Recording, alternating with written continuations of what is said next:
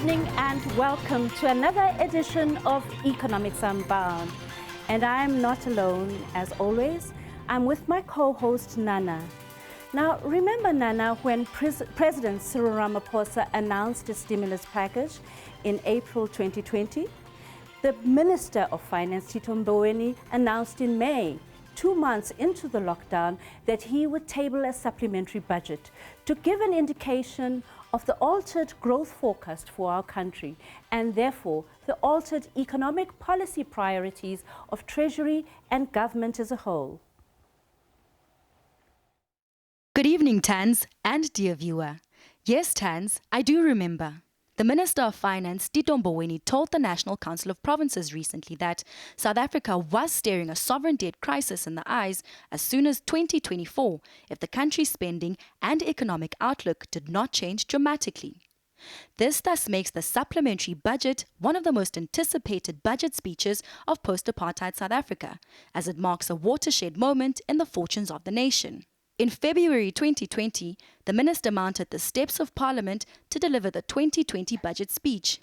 He projected that the real GDP would grow at a low 0.9% in 2020, moving higher to 1.3% in 2021 and 1.6% in 2022. But as you say, that was back then.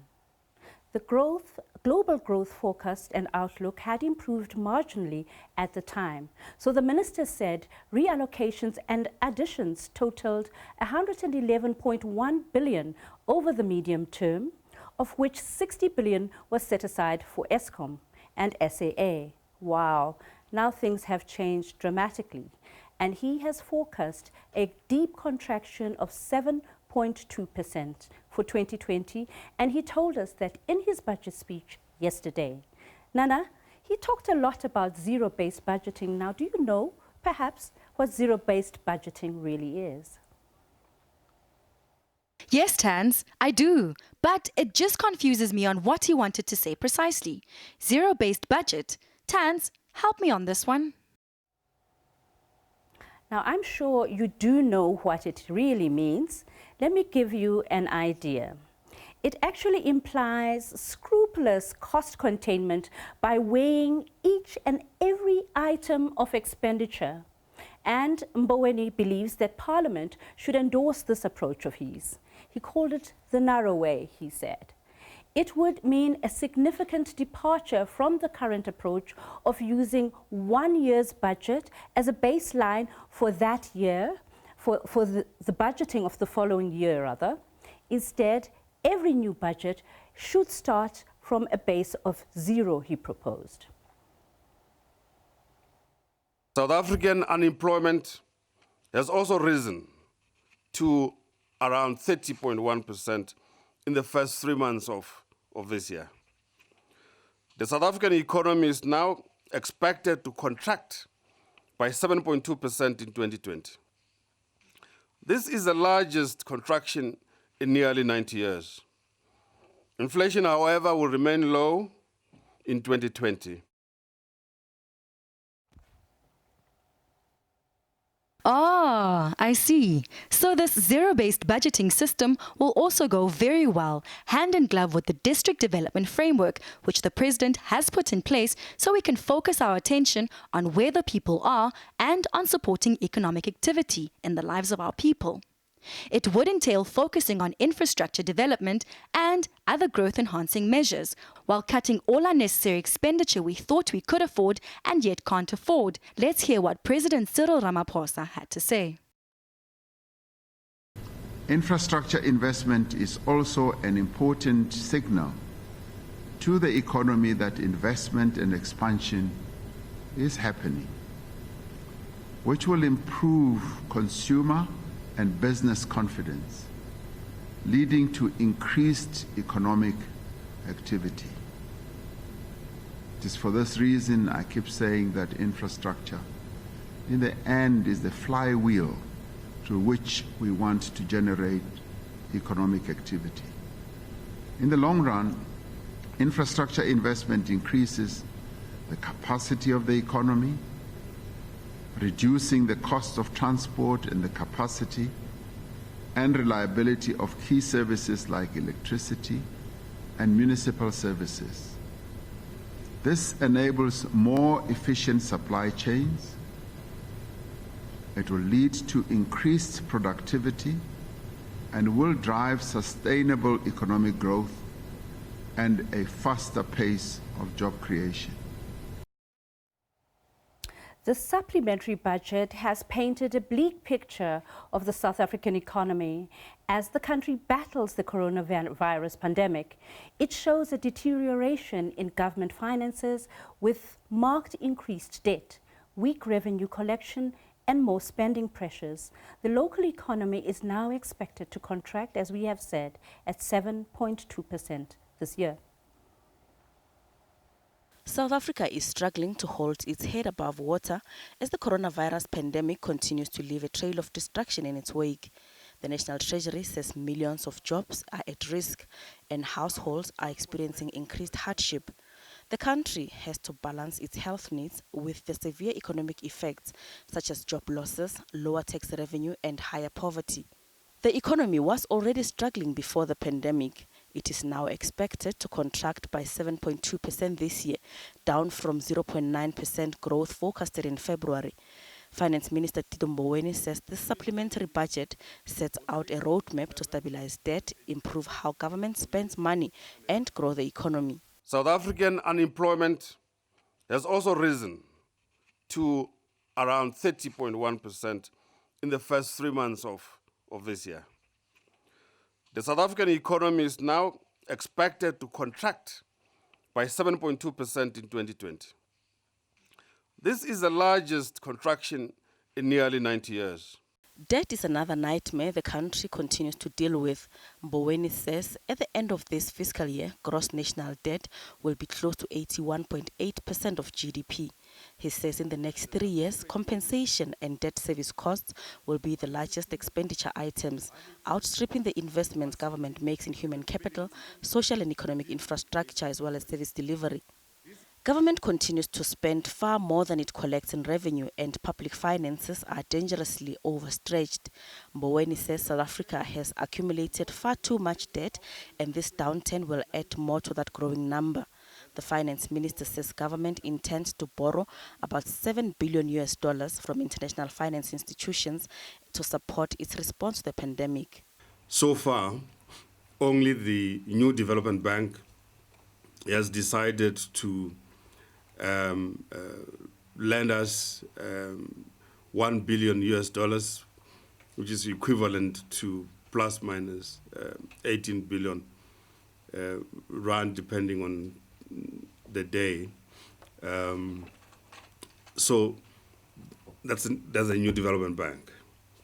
The IMF and the National Treasury have been involved in quite a protracted negotiations process. That's where we are planning to source $4.2 billion. The shrinking tax base brought about by the effects of the pandemic has led to a wider shortfall in revenue collection.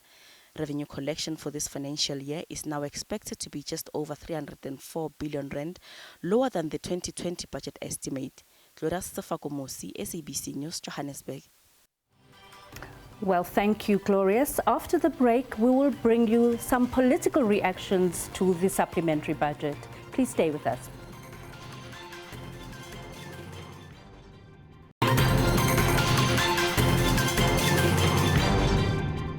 Now, welcome back. Now, political parties have given mixed reactions to Finance Minister Tito Mbaweni's supplementary budget, and this is how the parties reacted.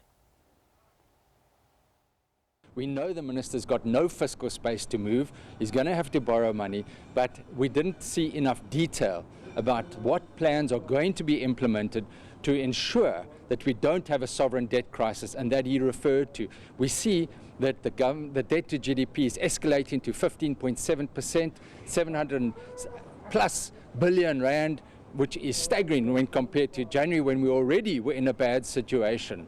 We accept the fact that we need to save lives and livelihoods. We need to spend money on health, Yes, but this is going to necessitate further loans, further debts, and of course we saw revenue is way down. Highlighted some very important points to say we are not doing well in terms of our collection, and also our debt is increasing at a very high speed, of which is something that we all should know and take care of. Also, what we liked about what the minister said was the zero budgeting proposal that he made, so that we can be able to respond in real time in terms of our finances as a country. But we are a bit worried as the IFP that the minister didn't speak about anything in terms of South African Airways or SOEs, because we had hoped that he will speak more in terms of South African Airways or Express, because those are fundamental infrastructure in terms of unlocking our economy. So his silent on that leaves so much to speculation. But what I think most South Africans will be feeling after watching that speech is where is the plan? There was no clear plan from the minister. It was basically a description of the horror story that we face, a plea with the country that things can get much worse unless we change direction, and not a lot of specifics at all, not much detail on any plan about how to turn that around. We would have liked to have seen this debt that we are borrowing this year. Is it going to be repaid by cutting luxuries and wasteful expenditure in government, or are South Africans going to be paying for it with higher taxes? We didn't see that. This is what we rejected as part of the austerity measures that were introduced in the February budget. We still reject with contempt the austerity zero-based budgeting philosophy that has been announced now officially by the Minister of Finance. But also we reject the structural reforms that are proposed in the Economic Recovery Plan of National Treasury, because that recovery plan begins to privatize the provision of water, is beginning to privatize the provision of irrigation services, wants to auction the spectrum, meaning that the duopoly is going to continue to dominate our telecommunication space here in South Africa. So the country shouldn't borrow so much so that we should be in a position to pay back. So exactly, he was just saying that. And again, now it is clear that this budget was meant to address these prevailing conditions of COVID-19. Because we say now we should have a lot of money so that now we are in a position now to fight this epidemic. We also heard about 100 billion that's going to be used for job creation. The fact of the matter is the government cannot create jobs. So we will have to see what happens in practice. The fact that they foresee for the future that the government debt will have a turning point of about 87.1% of the GDP is actually quite worrying if we look at the debt of a government. There's nothing impressive. You can see also thieves are hard at work, stealing the money, and there's something wrong with this, and people are hiding behind this COVID-19. And if the ANC is really serious about saving money, they must do away with provinces. We don't need these provinces. They're very corrupt, more especially Eastern Cape. The fact that the minister was able to demonstrate how far are we to a sovereign crisis in terms of debt, the opportunity we have to make sure that we don't get there, and the interventions that are being put in place to make sure that we reduce the deficit, we reduce the debt to budget deficit, and the fact that there are developmental interventions from a point of infrastructure, more than 100 billion, and to ensure that the president, understanding the majority of young people who are not at work, the amount of billions that are being put in that area. Now, some economists are warning that South Africa's debt levels may put it at risk of further ratings downgrades. Further downgrades will mean higher borrowing costs for the country. The supplementary budget tabled on Wednesday has shown the extent of the dire state of government finances. The country's debt is approaching worrying levels. 81.8% gross debt as a percentage of GDP has been projected for this fiscal year. Government also intends to borrow a further $7 billion from international institutions to deal with the effects of the coronavirus pandemic. What's quite concerning is that ever-growing expenditure and tax revenue gap, and as you've already highlighted, that that continues to influence our debt to GDP trajectory, which is very concerning. And the minister also highlighted that will lead us into a massive debt trap. Economist Ian Cruikshanks says rating agencies are likely to downgrade South Africa further as the country's debt metrics worsen. Our balance sheet is looking very unhealthy. We've got to borrow more than we can easily service. We're moving towards a debt trap. That is where the amount needed to service the debt, the amount of the interest payments which have got to be regularized, and then the capital repayments are going to be beyond our ability to do this.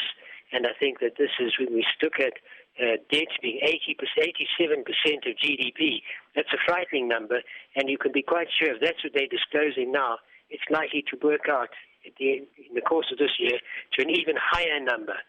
Some economists say government should implement structural reforms or debt to GDP could breach 100%, which will then lead to a fiscal crisis. They say the finance minister should have pronounced more on measures to accelerate growth, reduce spending, raise revenue and finance the deficit. Klora Sefako Mosi, SABC News, Johannesburg. The rise in the price of goods and services has slowed to the lowest rate in nearly 15 years. According to Stats South Africa, inflation has fallen to 3% in April compared to the same month last year. While the supply of goods has been low due to the COVID-19 pandemic, demand has also fallen as consumers stay home amid the national lockdown. Now, the consumer price inflation has remained below the Reserve Bank's target range of 3% and 6% since April 2017. The data shows the second consecutive drop in inflation this year, having peaked at 4.6% in February.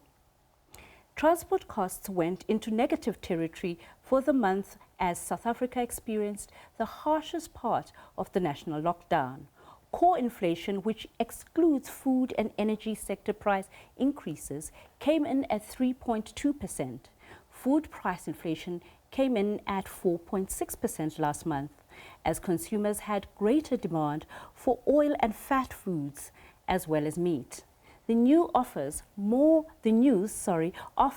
room for the Reserve Bank to cut interest rates, which it has done on 3 consecutive occasions this year already. The bank's Monetary Policy Committee will make an announcement on the landing rate next month.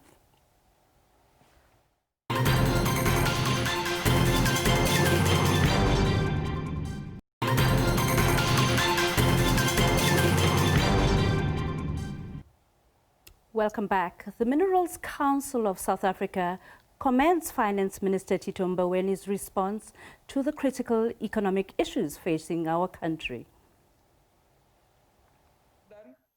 On Wednesday, Finance Minister Tito Mbowene outlined the roadmap to stabilize debt, improve government spending, and grow South Africa's economy.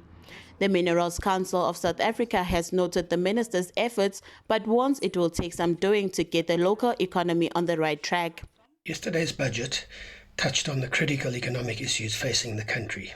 It expressed the right perspectives on the management of our deepening fiscal crisis.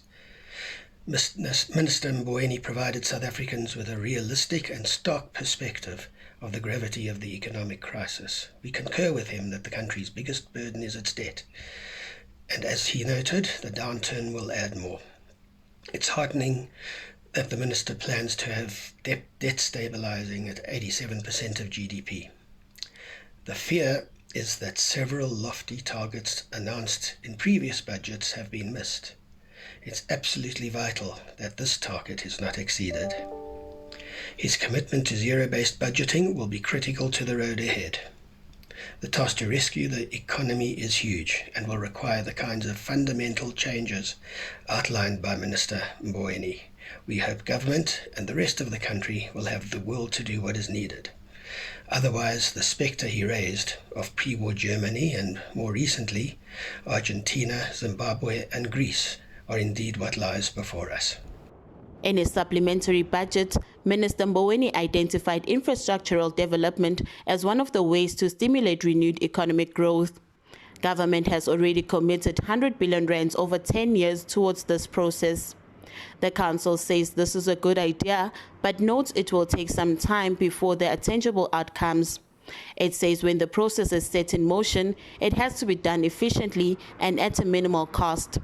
The council also says the minister's references to zero-based budgeting and state-owned enterprises will be critical to the country's recovery plan.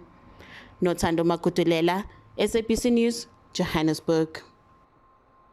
In our briefing today, we reported that 272,770 people have actually returned to work in the mining industry. That's around 66% of our normal staff complement. And to date, we've undertaken close on 16,000 tests, and of those, 1,796 tests have come back positive. Regrettably, we also report 6 deaths of employees within the industry.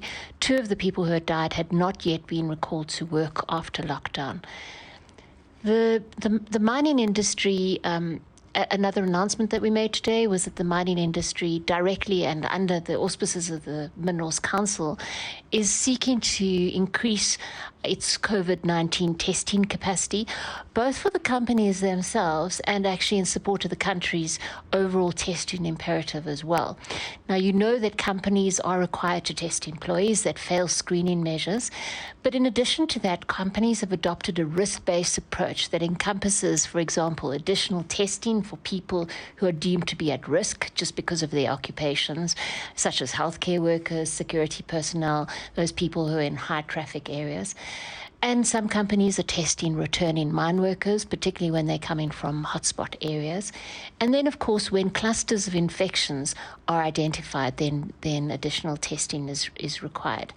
So from an industry perspective, while we follow the NICD protocols as the minimum, we do believe that there are specific circumstances that exist within mining operations themselves that actually means that we need to go a little bit further on some occasions. A number of mining companies have taken this initiative further. They're procuring or establishing their own testing capacity, and that includes getting machines, testing kits, and reagents, as well as qualified staff. This was something which was sanctioned by the Minerals Council Board at the end of April, and it really was an attempt, and is still continuing to be an attempt, to try and collaborate in the industry to try and get greater testing capacity, not just for the industry, but also for South Africa as a whole. Millions of workers who have come to rely on the UIF COVID-19 Temporary Employer-Employee Relief Scheme face tough times ahead. The benefit scheme is scheduled to come to an end next week. The UIF Terrorist Benefit Scheme came into being at the beginning of the national lockdown at the end of March. The UIF was directed by NEDLAC to allocate 40 billion rand to pay millions of workers who were to be laid off when the government shut down the economy in order to limit the spread of the coronavirus in the country. Close to 5 million workers have received payments from the terrorist scheme so far. We've already spent 26.6 billion rand now, as I'm talking to you. From the 40 billion rand, we are left with 14 to cover the rest of May and the rest of June. So we may even run out of funds to cover the June payment, but we are going to honor them. But now the scheme is set to come to an end next week, Tuesday. At this point, no decision has been taken to extend it. From us, we communicated in the directive that this is only for 3 months. If there's any changes, the minister will communicate if there's any other interventions that are coming. But we committed to 3 months, and 3 months, that's all we are providing. Maruping says government is currently talking with organized business and labor about what should happen from next month onwards. Meanwhile, the UIF is gearing up for yet another wave of retrenchments in various sectors of the economy. In the retail sector, 22,000 Edgar's employees have been served with retrenchment notices. Close to 4,000 workers face the chop at South African Airways, and 600 SABC employees also face retrenchment. When the number of retrenchments increases, we will have our staff members going to the companies now to go and help them upload the files on this solution so that we can process quickly and limit the number of people that come to the labor centers. So it will be the same approach, but we'll still open our labor centers to process the smaller applications where there's maybe 10 or less employees. But the bigger ones will send our teams to go to the companies. In his supplementary budget speech yesterday, Finance Minister Tito Mboweni described the worsening unemployment rate in the country as a national emergency. Mbongeni Mucho, SABC News, Johannesburg. Finance Minister Tito Mboweni says unemployment is the country's #1 challenge. Mboweni has allocated 100 billion rand to finance job creation initiatives over the next few years. A national emergency. That's how Finance Minister Tito Mboweni has described the level of unemployment in the country currently. This after Stats SA announced yesterday that the official unemployment rate now stands at 30.1%, without taking into account the devastation of the economy by the coronavirus pandemic in the last 3 months. The figures from yesterday show that the unemployment rate in our country is the greatest challenge. The economic support package sets aside 100 billion rand for a multi-year comprehensive response to our jobs emergency. Such is the seriousness of the challenge. The job creation drive will be led by the President himself. The President's Job Creation and Protection Initiative will be rolled out over the medium term. It will include a repurposed public employment program and a presidential youth employment intervention. In this year, an amount of 6.1 billion rand is already allocated, and a further 19.6 billion rand has been set aside for this purpose. But some economists say overcoming the unemployment problem requires close cooperation between government, business and labor. The reality is that we truthfully need to incentivize entrepreneurs to create jobs and to create employment. And I know it's a very, very contentious issue in South Africa, but we've got very inflexible labor laws. If you take, for example, what we've seen post-COVID, you've had over 20 million people filing for initial jobless claims in America. You know, the unemployment rate there spiked from, a few percent up to well over 15% in the space of a couple of months, because the labor market is very flexible. So jobs were destroyed, but they'll be created again. And I think unless we get some sort of a dialogue going between government, organized labor and the private sector on ways that we can actually create jobs, even if they're not perfect permanent jobs, but at least start getting the wheels of job creation turning. Mboweni also revealed that close to 5 million workers have received payment from the UIF COVID-19 Relief Benefit Scheme thus far. Mbongeni Mucho, SABC News, Johannesburg. Now, South Africa will miss its tax target for this year by over 300 billion rand. Finance Minister Tito Mboweni says the effects of COVID-19 on revenue collection is expected to exceed that of the global financial crisis of 2008 and 9. Treasury says the current crisis is affecting the largest tax bases. It points to the impact of the COVID-19 pandemic on the sharp reduction in collections for domestic VAT and pay-as-you-earn. Personal income taxes are under significant pressure due to job losses and employers' inability to pay full salaries. At the same time, VAT and customs revenue estimates have been revised downward in response to lower confidence. Service and production closures during lockdown and uncertainty of when normal activity will resume have also affected corporate taxes collection. Mboweni says the country is already 35.3 billion rand short of its 2020-2021 target. It says during this period, gross tax revenue collected in the first 2 months was 142 billion rands. As a consequence, gross tax revenue for 2020-21 fiscal year is revised down from 1.43 trillion rand to 1.12 trillion rand. That means that we are expecting to miss our tax target for the year by some 300 billion rand. Treasury concedes that in the current year, tax revenue as a proportion of GDP has weakened sharply. The receiver of revenue, meanwhile, will be looking to improve tax collection by focusing on international taxes, increasing enforcement to eliminate VAT fraud, and improving the collection of debt due to the fiscus. We have seen general tax compliance levels slipping, whether that is companies who ought to register who don't register, companies who should submit and file declarations who don't, a big focus on employers who collect pay as you earn and don't hand it over to SARS. So there's a lot of areas of non-compliance that we will be focusing on and have begun to focus in fact. Diabo Seto, SABC News, Johannesburg. I don't know about you, Nana, but I cannot wait to spend time in a restaurant again. Lawyers representing the Restaurant Association of South Africa have made representations to the National Command Council through Tourism Minister Mamaloko Kubai Ngubane.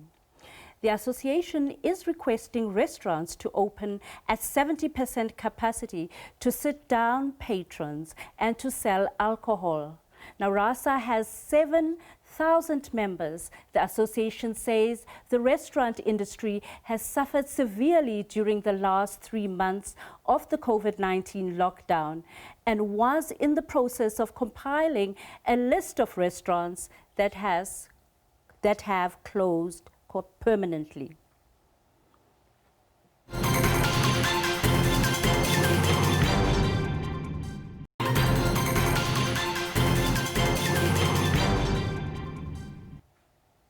Welcome back. Now, Treasury has proposed an additional allocation of 25.5 billion to the Department of Social Development to assist those severely affected by COVID-19 and the lockdown. The Finance Minister Tito Mboweni announced this during his supplementary budget yesterday. This means the total relief package allocated to the Department for Vulnerable People now stands at 41 billion rands as the unemployment rate continues to surge, which Mboweni described as the single greatest challenge. Efforts to stem the tide of joblessness were also accelerated. The economic support package sets aside 100 billion rand for a multi-year comprehensive response to our jobs emergency. The President's Job Creation and Protection Initiative will be rolled out over the medium term. It will include a repurposed public employment program and a presidential youth employment intervention.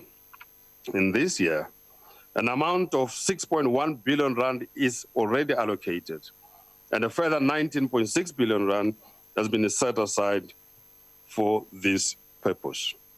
These efforts are in addition to the 23 billion rand that has been provided by the UIF to over 4.7 million workers who have been severely affected by the COVID-19. As it was expected, local government received 7 billion rand extra cash. Its share has now been increased from 133 to 140 billion rands. Local government is at the heart of our response to the pandemic. Accordingly, an additional 11 billion rand is allocated to local government through the equitable share. A further 9 billion rand will be reprioritized within allocated conditional grants to fund additional water and sanitation provision and the sanitization of public transport. Municipalities will adjust their budgets to take into account the sharp decline in revenue as indicated as a result of the situation we find ourselves. Opposition parties urge the Treasury to also seek the assistance of the Auditor General and law enforcement agencies to monitor the spending of these funds at local government level. Their call followed numerous allegations that food parcels that were meant for the poor were diverted to friends and relatives by councillors and other politicians. Manilisi Tubase, SABC News, Parliament. The health sector has been given a financial boost by Finance Minister Tito Mboweni. He's allocated 21.5 billion rand for healthcare spending, with a further allocation of 12.6 billion for frontline services. It's desperately needed as COVID-19 infections rise. A much-needed financial boost for public health. The supplementary budget proposes 21.5 billion rand for COVID-19 related healthcare spending. It also proposes a further allocation of 12.6 billion to services at the front line of our response to the pandemic. Allocations have been informed by health experts who have been modeling this disease. And it is very clear that we have a big struggle ahead of us. This will go towards the procurement of ventilators and setting up field hospitals and PPEs. The money will enable employment of additional health workers, and hospitals can be properly equipped to deal with the peak of the virus and our high disease burden. This money partly supports increased screening and testing, allowing us to open up more and more of the economy. We have successfully increased our COVID-19 bed capacity to about 27,000, identified 400 quarantine sites with a capacity of around 36,000 beds across the length and breadth of our country, and deployed nearly 50,000 community health care workers to screen millions of South Africans. We have tested over 1.3 million people. Additional funds will be given towards health education. Provincial governments will add at least 5 billion rand for the education catch-up plan, social welfare support for communities, and provision of quarantine sites by public works departments and responses in other sectors. We salute all the brave and outstanding healthcare workers and also essential workers of our country for leading in this fight. With a strong emphasis on public-private partnerships. We understand that tariffs have been agreed upon with private hospitals to support the public health sector capacity. And a warning of the fine balancing act between economic stability and responding effectively. We already spend as much on debt service costs as we do on health in this financial year. Eventually, the gains of the democratic era would be lost. The supplementary budget was necessitated by President Cyril Ramaphosa's announcement that government would spend 500 billion rand to support the economy's resuscitation following the outbreak of the coronavirus. Nozintombi Mia, SABC News, Johannesburg. Mboweni also announced that South Africa would be shifting away from its current electricity supply system. A firm policy basis has been laid by the policy documents towards an economic strategy for South Africa, which was accepted by Cabinet last year. While some of the measures have been delayed because of the current situation in which we find ourselves, we think that the time to push forward has arrived. Deputy Minister Masondo will coordinate the implementation of this process to implement the restructuring program. He is going to coordinate what we call the Vulindlela process, the opening the path process. One of these is to shift away from the electricity supply system that was introduced in 1923 when the Queen's grandfather, King George, was the King of England and also the head of state of the Union of South Africa. The last few years have shown the inefficiency of this archaic system. Provisional allocations to Eskom were made on the understanding that the government's electricity roadmap will be implemented. However, progress has been very slow, and my colleagues are taking the matter further by trying to speed up the process. And this should be a non-negotiable. Government is set to allocate 3 billion rand to recapitalize the land bank, which lends money to commercial and emerging farmers. There's been a lot of discussion in the media about the fate of the land bank. I can confirm today that we will be recapitalizing the land bank to the tune of 3 billion rand. The land bank is far too important, and we need to support them. We also need to work with them through their restructuring process to ensure that we come out with a bank that's strong and sustainable. The South African government has no clear timelines as to when its recently launched massive infrastructure build program will yield jobs. It's to pump 100 billion rand into boosting economic growth. The first projects, in collaboration with the public and private sectors, will begin in 3 months' time. Government is under pressure to save the economy. Clear messaging and timelines may offer anxious South Africans some consolation. But for now, government has no timelines when its massive infrastructure project will start creating jobs. Government says infrastructure development is the gateway to economic recovery for South Africa post the COVID-19 pandemic. Minister of Finance Tito Mboweni says the Sustainable Infrastructure Investment Symposium launched by President Ramaphosa is the way to revive the ailing economy. 50 infrastructure projects have already been approved by Cabinet and are shovel-ready. And the aim of these projects is to create jobs.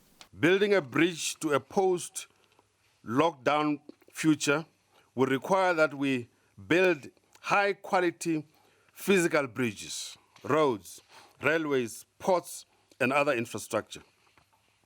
Infrastructure has demonstrated throughout the world that this can be a flywheel by which we can further spur economic growth. Just as we have toiled together to manage the pandemic, let us harness this same unity of purpose and build the infrastructure our nation needs. The massive rollout of the infrastructure projects will be blend funded by development banks, commercial banks, and the fiscus. President Ramaphosa laid the foundation for Minister Tito Mboweni's supplementary budget with an emphasis on the infrastructure build program. And infrastructure is the one that is going to stabilize the economy of our country as we stabilize many other areas as well. And through this, we will be able to create the jobs that are going to be lost. We'll be able to prop up the companies that are now ailing and are going to go through difficult times. Infrastructure, as I call it, will be the flywheel that is going to drive the engine of growth in our country. Power utility Eskom also received criticism from Mboweni and called on the Minister of Public Enterprises to turn the situation around. Provisional allocations to Eskom were made on the understanding that the government's electricity roadmap will be implemented. However, progress has been very slow, and my colleagues are taking the matter further by trying to speed up the process. And this should be a non-negotiable. Infrastructure development post the COVID-19 pandemic and repurposing of the economy will be a partnership between the state and the private sector. Samkele Masego, SABC News, Johannesburg. To all of you who have joined us from home or at work, as the case may be, thank you for joining us tonight. I do hope that we have brought you up to date with all the details and the nitty-gritties of the supplementary budget, which was a historic budget indeed. Well, that's all we have time for tonight. Goodbye.